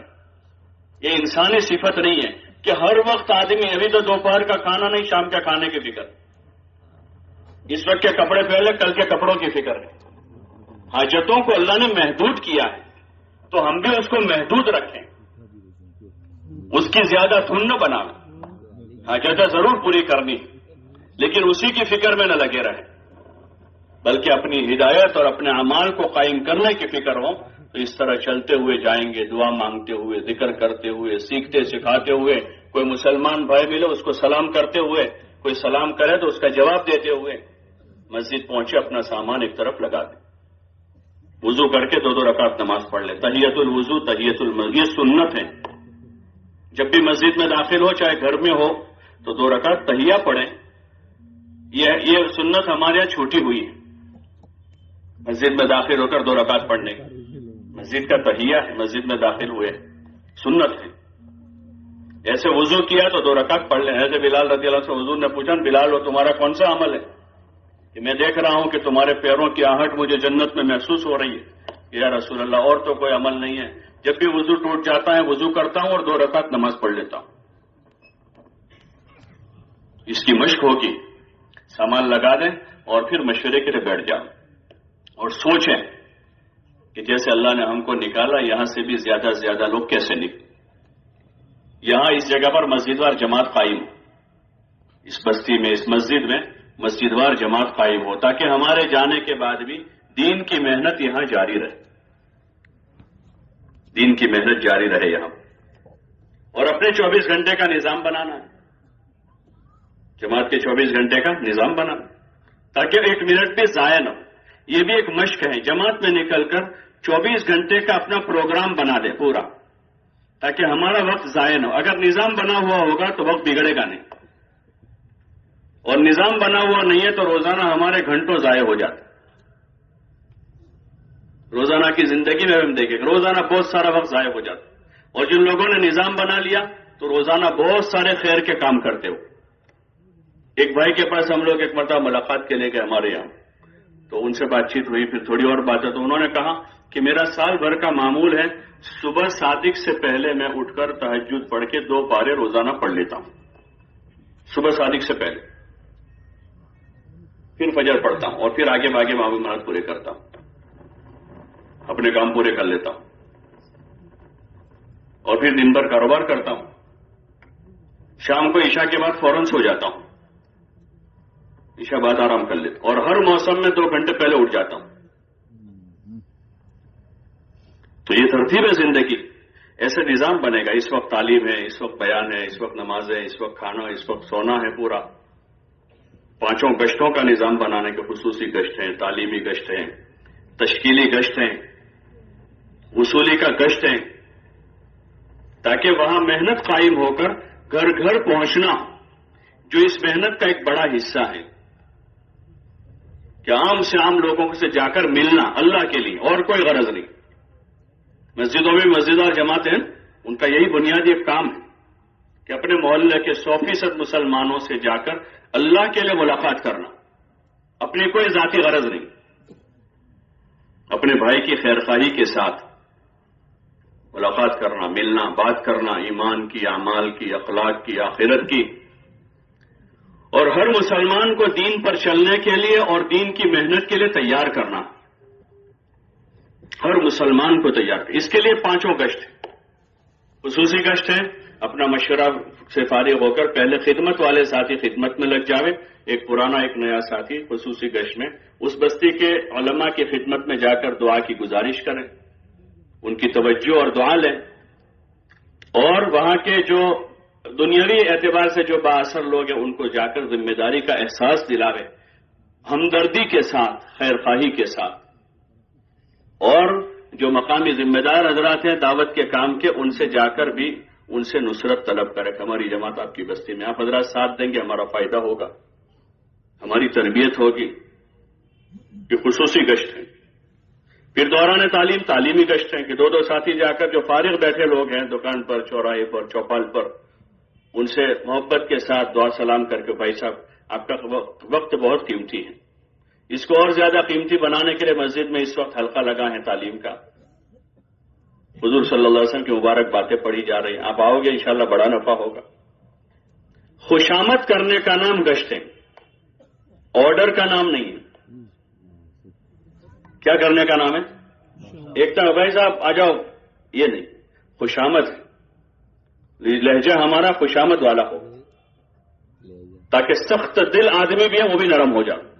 خوشامد میں وہ تاثیر ہے کہ سخت آدمی بھی نرم پڑ جاتا ہے، اور نرم آدمی ہے تو اور جلدی قبول کر لے گا. تو خوشامد والے لہجے کے ساتھ ہمیں بات کرنا کہنا آ جائے، اس کی مشق کرنی ہوگی. تو یہ تعلیمی کش میں ان کو لا کر تعلیم میں بٹھائیں گے، اور پھر اب ان کو تھوڑی دیر کے الگ بیٹھ کر ان سے تھوڑی بات کریں گے، اور ان کا دینی ذہن بنانا. ذہن اگر دینی بن گیا تو پھر وہ آدمی دین پر چلے گا. ذہن نہیں بن پایا ہے تو دین بوجھ بنے گا. اس لیے ذہن بنانے کے لیے دین کے فائدے بتانے ہیں، دین کے نفع سمجھانے، اور پھر ان کو دین کی محنت کے لیے تیار کرنا، اپنی نصرت کے لیے آمادہ کر لیں. ابھی تو آپ جا رہے ہیں شاید کاروبار پر جا رہے ہیں، لیکن شام کو آپ آ جاؤ، اثر سے گشت بھی ہوگا اور بیان بھی ہوگا، ملاقات کا نظام بھی ہوگا. کل اتوار ہے، اگر آپ کے پاس فرصت ہے تو کل کا دن آپ دے دو. ایسے لوگوں کو تیار کریں، ان کے وقت کی تشکیل کریں، 2 گھنٹے 5 گھنٹے 10 گھنٹے 1 دن 2 جتنا دے وہ ابتدا میں. پھر وہ آئیں گے، قریب ہوں گے، سنیں گے، سمجھیں گے، بیٹھیں گے، اٹھیں گے، تو آگے کی بات ان سے ہوگی. تو یہ تعلیمی گشت کے راستے سے دن بھر میں یہ کام ہو. اور عمومی جو ملاقاتیں ہیں جو میں نے ابھی عرض کیا کہ ہر مسلمان سے جا کر بات کرنی ہے، دو کی جماعتیں بناوے اپنے ساتھیوں کی اور ان کو پھیلاوے.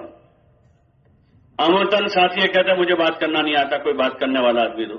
بات کرنا تو آتا ہے، بہت بولتا ہے، وہ تو دن بھر بولتا ہے، لیکن یہ سمجھا کہ بھائی دین کی بات یعنی گھنٹہ 2 گھنٹہ تقریر کرے تو ہی بات ہوتی ہو. تو ان کو یہ کہیں کہ بھئی یہ بات کرنا مشکل نہیں ہے، آپ ان سے جو باتیں آپ کو دین کی آ رہی ہے، ایمان کی، نماز کی، اس کی جو فضیلت یاد ہے وہ سنا دیں ان کو، وہ سنا دیں ان کو. مولانا الیاس صاحب رحمۃ اللہ علیہ کے پاس ایک میواتی آیا، انہوں نے ان کو کہا بھائی جاؤ تم جا کر لوگوں کو دعوت دو. تو مجھے تو نہیں آتا دعوت دینا. تو انہوں نے کہا بھائی تھوڑی بہت ایمان کی بات کر لو. بولے وہ بھی نہیں آتا مجھے.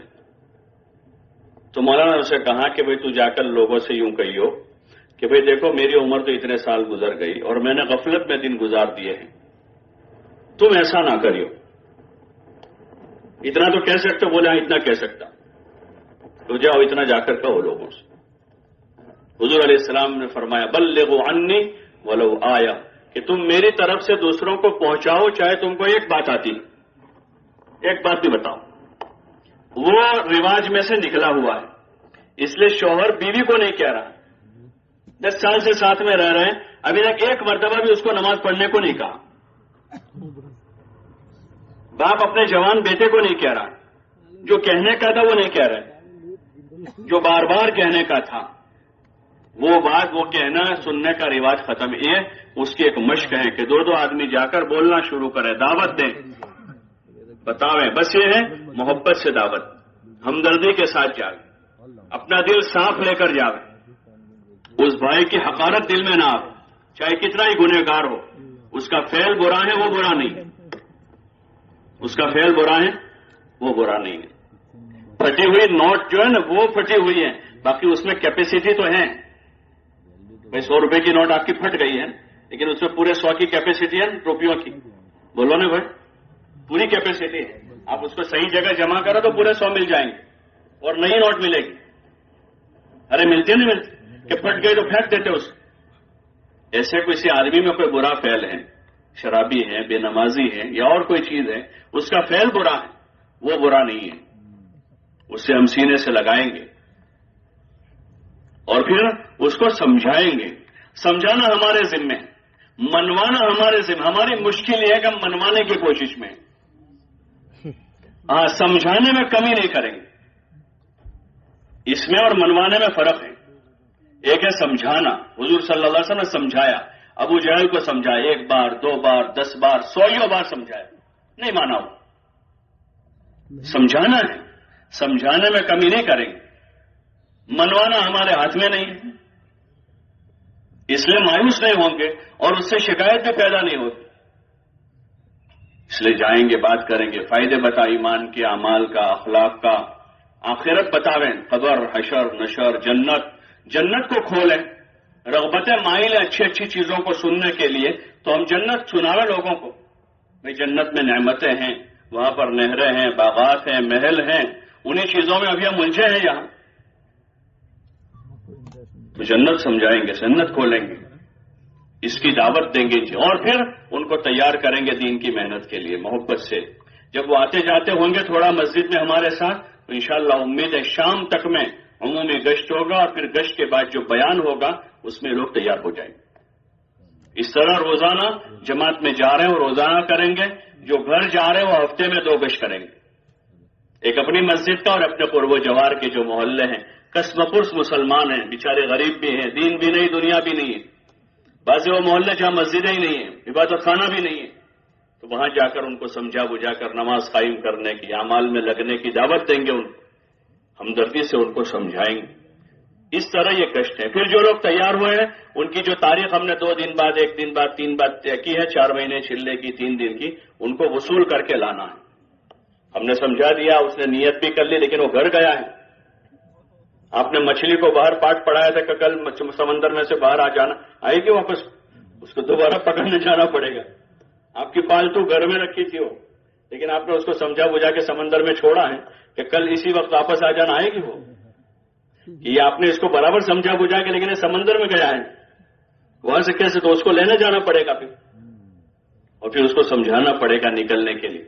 تو اس لیے وصول کریں گے پھر ایک ایک کو خوشامد کر کے, منت کر کے, سماجت کر کے, ان کو سمجھا کے, اور پھر ان کی جماعتیں بنا کر یہ ساری باتیں ان کو بھی سمجھا کر پھر ان کو آگے بھیجیں. ان کو کہیں گے کہ اب تم جا کر وہاں سے ان کو نکالو, تاکہ اس طرح کا سلسلہ جاری ہو جاوے اور ہر مسلمان اپنا دین سیکھتے ہوئے دوسروں کو دین سیکھنے میں لگاتا ہو جاوے, تاکہ جہالت باقی نہ رہے اور غفلت باقی نہ رہے. جب یہ سلسلہ جاری ہو جائے گا تو امید ہے انشاءاللہ جو فتنے ہمیں پریشان کر رہے ہیں اور جو بہت سارے مسائل ابھی ہمیں الجھائے ہوئے ہیں, اللہ کی ذات سے امید ہے اللہ پاک اس طرح دین کے سیکھنے سکھانے کے عام رواج کے زندہ ہونے سے وہ سارے مسائل سلجھتے جائیں گے. لوگوں میں ہدایت کی, علم کی, دین کی طلب پیدا ہوتی جائے گی, اور جب طلب پیدا ہوگی تو اس دین کے خاطر لوگ مال نہیں جان دے دیں گے. جس چیز کی آدمی میں طلب ہوتی ہے اس کے خاطر آدمی جان کی پرواہ نہیں کرتا. یہ جوہر اس امت میں اندر موجود ہے, لیکن اس پر زنگ چڑھا ہے. جیسے قرن اول میں حضور علیہ السلام کی محنت سے وہ جوہر اجاگر ہوا تھا, اور پھر جن زمانوں میں اللہ کے نیک بندوں نے جن علاقوں میں وہ کوشش کی تو امت کا وہ جوہر زندہ ہوا, اور امت میں دین کی نقل و حرکت اور تعلیم کے حلقے شروع ہوئے, تو پھر جہالتیں غفلتیں دور ہو کر عموم میں دین زندہ ہو گیا اور ہزاروں لاکھوں لوگ ہدایت پر آ گئے. یہ اس کی محنت پوری ہے, یہ پورا نظام ہے 5 گشتوں کے راستے. اور اپنی ضروریات میں, کھانے پینے میں, سونے میں, جائز ضروریات میں, ضروری بات چیت میں کم سے کم وقت لگا. بقدر ضرورت کھانا ہے, کھانا کھایا, کھڑے ہو گئے. کھانے پینے میں, سونے میں, سونا ایک ضرورت ہے, سونے کے لیے نہیں سونا ہے, ضرورت پوری کرنے کے لیے سونا ہے. بعض لوگ سونے کے لیے سوتے ہیں تو فجر بعد سوئے زور تک سوتے ہیں. سونا تو ضرورت ہے, رات میں اپنی ضرورت پوری کر لیں, جلدی آرام کر لیں تاکہ رات میں اچھا وقت لے کر تہجد میں اٹھ سکے, تہجد پڑھیں, دعا مانگیں, رویں, گڑ گڑاویں, اور پھر فجر کی نماز بشاشت سے پڑھ سکیں, نیند کا غلبہ نہ ہو. رات میں جلدی سو جائیں گے, نیند پوری ہو جائے گی, تاکہ بشاشت میں رہے. صبح سونے کی نیت سے نہ سوئے رات میں, بلکہ رات میں صبح اٹھنے کی نیت سے سوئے کہ اب سو کر صبح اٹھ جائیں گے, تاکہ بشاشت کے ساتھ دن بھر کام کر سکے. مولانا یوسف صاحب رحمۃ اللہ علیہ فرماتے تھے, دن بھر محنت کر کے اپنے آپ کو اتنا تھکاؤ کہ رات بستر پر آوے تو پتہ نہ چلے کہ پہلے سر تکیے پر رکھا تھا یا پہلے نیند آئی تھی. جب دن بھر تھکیں گے تو رات میں کسی کو مسئلہ نہیں ہوگا نیند نہیں آتی. بہت سے لوگ شکایت کریں رات میں نیند نہیں آتی, بہت دیر تک نیند, تو وجہ کہ صبح 11 بجے تو اٹھا ہے, تو کہاں سے آئے گی وہ, ابھی تو گئی ہے. رات دن بھر محنت کریں, تعلیم میں جم کر بیٹھے, چستی سے بیٹھے, ٹیک لگا کر نہ بیٹھے بلکہ ادب کے ساتھ بیٹھے, آگے جا کر بیٹھے, دھیان سے سنیں, تھکاوے اپنے آپ کو تعلیم میں, عبادت میں, کشتوں میں, محنت میں, جان نہ چھڑا, رات میں آرام کر لے. آرام پورا ہو گیا, صبح اٹھ کر دعا, ذکر اور اپنی نمازیں ہیں, ذکر ہیں. قضا نمازیں باقی ہے تو قضا نماز کر لیں. فجر کی نماز اطمینان سے پڑھ کر فجر بعد سے اپنا کام شروع کرو. اسی طرح کھانا سیدھا سادہ پکا لیں. پکانا بھی آسان, کھانا بھی آسان, ہضم کرنا بھی آسان اگر سادہ ہے, اور سادہ نہیں ہے تو پکانا بھی مشکل, اس کو کھانا بھی مشکل, اور پھر اس کو کھا لیا تو ہضم کرے. ساری بیماریاں اسی کی ابھی ساری. پہلے ڈاکٹر حکیم کہتے تھے بھائی تم بادام کھاؤ, کاجو کھاؤ, پستے کھاؤ, فلاں کھاؤ, گوشت کھاؤ, یہ کھاؤ, اور ابھی جو بھی جاتا ہے دواخانہ اس کو کیا کہتے ہیں, بولو نا بھائی, یہ مت کھاؤ, یہ مت کھاؤ, یہ مت کھاؤ, یہ مت کھاؤ, یہ مت کھاؤ. تو مسئلہ کس کا ہے, نہ کھانے کا کہ کھانے کا ہے. تو اس لیے سادہ کھانا کھا لیں, طبیعت بھی اچھی رہے گی, صحت ٹھیک رہے گی, وقت پر اعمال پورے ہو جائیں گے. ایسے غسل میں, استنجے میں بقدر ضرورت وقت کر کے مسجد آ جاوے, مسجد کی 4 دیواری کو لازم پکڑیں. گشتوں کے علاوہ اپنا وقت مسجد میں گزاریں. آرام بھی مسجد میں کر لیں, اعتکاف کی نیت کریں. موٹا کپڑا بچھا کر سوئے, بغیر بچھائے مسجد میں نہ سوئے. مسجد اللہ کا گھر ہے, شاہی دربار ہے, وہ مسجد کا ادب کریں, احترام کریں. عموماً ہماری مسجدیں جو ہے اس کا احترام نہیں ہو رہا. بنا دیتے تو بہت شاندار, لیکن اس کا جو احترام اور ادب ہونا, پہلے ایک اچھی مسجد تھی لیکن مسجد کا ادب تھا. کوئی 4 زانوں نہیں بیٹھتا تھا کہ اللہ کا گھر ہے, کوئی ٹیک نہیں لگاتا تھا کہ اللہ نو گھر سے, کوئی بات نہیں کرتا تھا. اور ابھی ہماری مسجدوں میں فرض نماز پوری ہوئی کہ باہر نکل کے ٹولے بن جاتے. ابھی سنتیں پڑھنی ہے, ذکر کا وقت ہے, دعا کا وقت ہے. یہ اپنی مسجدوں کا احترام کرے, باہر ٹولے نہ لگا. ہاں نماز کے لیے داخل ہو, اطمینان سے نماز پڑھے, جتنا ہو سکے جلدی مسجد جاوے. یہ فضیلت کی چیز ہے. سب سے آخر میں گھڑی دیکھ کر جانا وہ کوئی فضیلت کی چیز نہیں ہے. اس وقت ایک قسم کا وہ بن گیا عرف ایسا کہ اچھا خاصا آدمی بھی جو ہے آخر میں جماعت کا وقت دیتا ہے 3 منٹ, ہاں اب چلے جاؤ, اور 3 دیر باہر کھڑا رہتا ہے. حالانکہ مسجد تو جتنا ہو سکے جلدی جانا چاہیے. اگر اللہ توفیق دے اذان سے پہلے چلے جانا چاہیے. دور صحابہ میں, دور تابعین میں فخر کی چیز تھی کہ کوئی آدمی کہا کہ میں اذان سے پہلے ہی مسجد آ جاتا. کوئی یہ کہہ رہا ہے کہ اتنے سال ہو گئے میں نے کسی نمازی کی پشت نہیں دیکھی, یعنی پہلی صف میں ساری نمازیں پڑھی. مسجد کا ادب احترام کرے, جتنا ہو سکے جلدی آ جائے, اور مسجد میں نماز, ذکر, عبادت, دعا قائم کریں تاکہ ایک ماحول بنے اس کا, غفلت کے ساتھ نہ رہے, مسجد میں باتیں نہ کریں, اور بھی ایسا کوئی کام نہ کرے جو مسجد کے ادب کے خلاف ہو. تو اس لیے اپنے اوقات کو مسجد میں زیادہ گزاریں. بازاری ماحول سے اپنے آپ کو بچاویں. جن چیزوں سے بچنا ہے, بازاری ماحول ہے. ضرورت کے لیے 2 ساتھی خدمت والے جا رہے تو ان کو کہہ دیا کہ بھائی میرا صابن لانے لے آئیے. صابن لانے کے لیے کیا ضرورت ہے جانے کی؟ کسی کو اور کوئی چیز, قلم لانا تھا, ڈائری لانی تھی, خدمت والے کل جانے ہی والے صبح, ان کو کیا بھائی تم ذرا لے کے جا کر لے آئیے. بازار نہ جا, اور نئی کوئی عادتیں نہ بنا, بلکہ جو پرانی بری عادتیں پڑی ہوئی ہیں, ٹھنڈا پینے کی, آئس کریم کھانے کی اور چائے پینے کی, اور اس کو دھیرے دھیرے کم کریں, اس میں اضافہ نہ کریں. یہ زائد چیزیں ہیں. کھانا پینا تو ٹھیک, بھائی 2 وقت کھانا کھا لے. ہمارے وقت میں ناشتہ بھی عام ہے تو ناشتہ بھی کر لے صبح, باقی عشاء کے بعد ٹھنڈا پئیں گے تبھی کھانا ہضم ہوگا. ایک بری عادت بنائی ہے وہ. اس لیے اس قسم کی بری عادتوں کو چھوڑنے جا رہے ہیں نفس و شیطان سے, اور برے ماحول اور بری عادتیں جو ہمارے ساتھ لگی ہیں اس سے اپنے آپ کو بچانا ہے. ایسے ہی سیاسی باتیں نہیں کریں گے. حالات حاضرہ کیا ہو رہا ہے اس وقت, ہمارا بڑا وقت اس میں چلا جا رہا ہے. لوگ کیا کر رہے ہیں اس میں ہمیں کیا کرنا ہے وہ سوچنا ہے, اسی کو بولنا ہے, اسی کو کرنا ہے. لوگ کیا کر رہے ہیں اسی میں, بھائی فلاں کیا کر رہا ہے, اس نے کیا کاروبار کیا ہے, اس نے کیسے شادی کی ہے, وہ ہمارے موضوع ہی نہیں ہے. ہمارا موضوع تو ہمیں کیا کرنا ہے, ہمیں کیا کرنا ہے. نماز پڑھنی ہے, روزے رکھنے ہیں, عبادت کرنی ہے, اللہ کو راضی کرنا ہے, آخرت بنانی ہے. ان چیزوں میں اپنے آپ کو مشغول رکھیں. اس لیے حالات حاضرہ ہیں، سیاسی باتیں ہیں، اس قسم کی جو باتیں ہیں ان سے اپنے آپ کو بچانا ہے. یہ بچانے کے کام ہے، ان چیزوں میں نہیں پڑنا. ایسے انتظامی چیزوں میں دخل. اس وقت سب سے بڑا مسئلہ یہ سب جگہ بنا ہوا ہے. انتظام والے 5 آدمی ہیں اور 10 آدمی رائے دینے والے، مفت کی صلاح دینے والے سب جگہ بہت. تو جماعت میں اس کی بھی مشق کرنی ہے کہ وہاں مسجد میں کیا ہو رہا ہے، مدرسے میں کیا ہو رہا ہے، امام صاحب کیا کر رہے ہیں، مؤذن صاحب کیا کر رہے ہیں، اس میں ہم نہ پڑیں. ہر جگہ کچھ لوگ ہوتے وہ آتے ہیں جماعت کے پاس، بھیا تھوڑی بات کرو نا ہمارے امام صاحب سے، آپ ہمارے مؤذن صاحب کو تھوڑا سمجھاؤ، ٹرسٹی سے بات کر. بھائی وہ تمہارے آپسی مسائل آپ خود ہی کر لینا، ہم تو اپنا دین سیکھنے یہاں پر آئے. اس لیے ہم انتظامی کسی بھی ان کے امور میں ہم دخل گیری نہ کریں. اذان ہے، اقامت ہے، نماز ہے، مسجد کا انتظام ہے، ان چیزوں میں دخل نہ دیں تاکہ یہ عادت ہماری بن جائے کہ گھر آ کر بھی ہم غیر ضروری چیزوں میں الجھے نہیں. جو جن کے امور ہیں وہ خود نمٹا لیں گے، وہ خود ہی کریں گے. وہ جن کے امور ہیں وہ خود کریں گے. ان کے پاس بھی ان کے بڑے ہیں، ان سے کر لیں گے. وہ ہر خاندان میں کوئی نہ کوئی ہوتا ہے، ہر محلے میں کوئی نہ کوئی ہوتا ہے. تو وہ اپنے امور کہ ہم اپنے آخرت کی فکر میں اپنے ایمان، اعمال، اخلاق کو بناتے ہوئے، اپنی عبادت کو سنوارتے ہوئے، علم سیکھتے سکھاتے ہوئے ہم اپنا کام کرتے رہیں گے.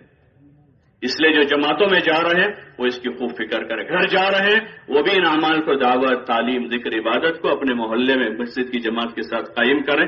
اس نیت کے ساتھ جاوے کہ گھر جا کر اپنے گھر والوں کو یہ بات سنائیں گے، ان کو بھی سمجھائیں گے، کیونکہ ان کی ذمہ داری ہمارے ذمے. قوا انفسکم واہلیکم نارا، اپنے آپ کو، اپنے گھر والوں کو جہنم سے بچاؤ. ان کی تعلیم و تربیت کی فکر کریں گے. گھر میں اس کے لیے تعلیم کا حلقہ قائم کریں گے کہ گھر میں تعلیم کا حلقہ قائم کر کے بچوں کا، بچیوں کا، بہوؤں کا ذہن بنائیں گے تاکہ وہ بھی ایمان، اعمال، اخلاق، آخرت کی فکر کے ساتھ زندگی گزاریں. اپنے گھر سے ان تمام اسباب کو دھیرے دھیرے ختم کریں گے جس سے بے دینی آتی ہے، اور تربیت کا نظام قائم کریں گے. اس کے لیے ضروری ہے کہ اپنے گھر والوں کو تھوڑا وقت دیں اور اپنے کچھ اعمال گھر میں بھی کریں. فرائض تو مسجدوں میں پڑھنا ہے، اور اس زمانے میں سنت بھی مسجد میں ہی پڑھ لیں تاکہ رہ نہ جائے. وہ باقی نفلیں ہیں، ذکر ہیں، تسبیح، تلاوت ہے، تہجد ہے، اپنے گھر میں قائم کریں تاکہ گھر کے ماحول میں بھی اس کے فضا بنے، عبادت کی، ذکر کی، تلاوت کی، سنت والی زندگی کا گھر میں ماحول بنے. اس کی فکر کے ساتھ واپس جاوے اور جلد از جلد اپنی راہ خدا میں نکلنے کی ترتیب بناوے، اس کی نیت لے کر جاوے. تو نیت کرتے ہیں انشاءاللہ.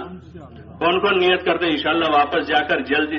ابھی تو کیا نیت ہے وہ بھی میں نے نہیں کہی بھائی. کیا نیت کرنی ہے وہ کہ جلد از جلد انشاءاللہ 4 مہینے راہ خدا میں نکلنے کی ترتیب بنائیں گے. بنائیں گے انشاءاللہ. کون کون بنائیں گے؟ اللہ ہم سب کے لیے آسان فرمائے.